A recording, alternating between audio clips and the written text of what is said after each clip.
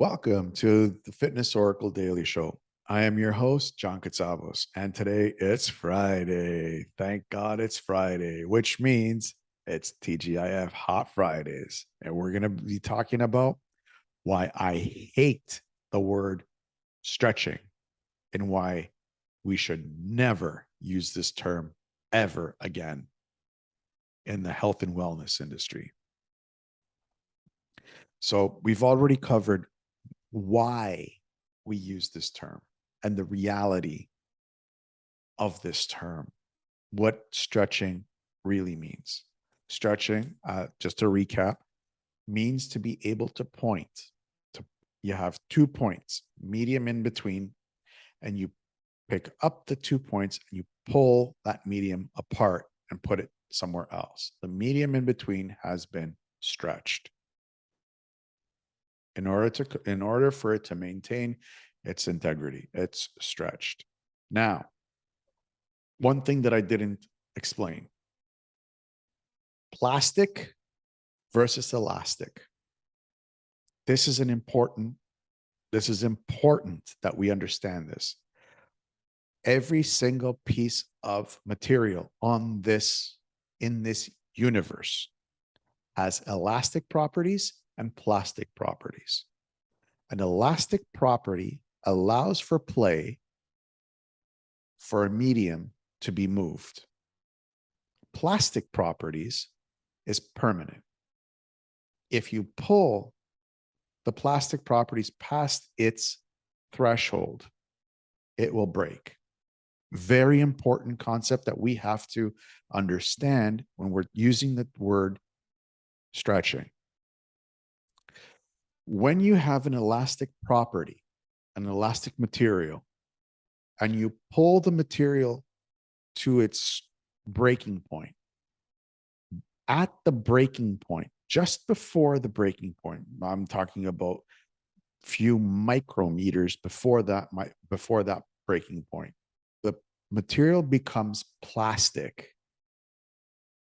You pull a little bit further. What happens to plastic materials when you pull it past its threshold? It breaks. Do we have the capability of doing that in the human body? No, we do not. Why? Because we have permanent insertions and origins that muscles attach. And the only way for muscle, which has high elastic material, actin and myosin filaments that create sarcomeres, that create muscle bellies, which we name biceps, triceps, anterior deltoid, pec, trap. I pointed to a muscle that I haven't said because a lot of trainers won't even know where it is. Subclavius, the very important muscle when you're doing anything upper body. Legs, quadriceps, hamstrings, glutes, any form of muscle has high elastic properties, but it also has plastic properties. Remember, anything elastic has plastic properties. And when you pull the insertion and origin parts of that material past its plastic point, it breaks. We cannot do that when it's permanently in our bodies. It's there forever until we die. From the moment that we are conceived in our mom's bellies to the moment that we are in the casket, biceps and triceps will never change their insertion and origin attachments. Never. You might be thinking to me, well, why do muscles snap? Well, they don't snap at the belly. They snap at the tendons, which are highly plastic. So if you put too much tension on the plastic, it will start pulling. Sorry, let me just work with my mic. if you put too much tension in the muscle belly and the muscle belly consistently pulls on something that has plastic, remember what I said? Remember what I said before? If you have a plastic property, if you have a material that has high plastic properties and you keep pulling and you keep tension on that plastic property, what's going to happen to that plastic material? It will snap. I challenge you to find me a muscle that has torn at the belly of the muscle, which means the meaty part of the muscle. The meaty part of the muscle is highly elastic, not plastic. I've gone way off topic on that one, but not really. So you see, you can't stretch muscle. You can technically stretch the insertion from the muscle, but how we comprehend stretching is not stretching. This is why a lot of trainers, they start using these shortcut terms. These shortcut terms will lead to confusion.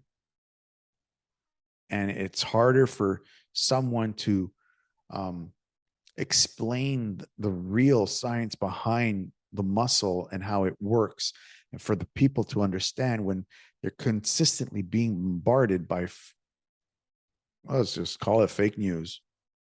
It's basically it. It's like, here's the truth. Here's what happens to your muscle. This is why muscle tears. It's being pulled by the muscle at the tendon, and the tendon has high plastic properties, and it can't withstand any more tension, so it snaps. Plain and simple. The muscle belly will never snap. It's always at the tendon. It's either at the insertion or origin where it will snap.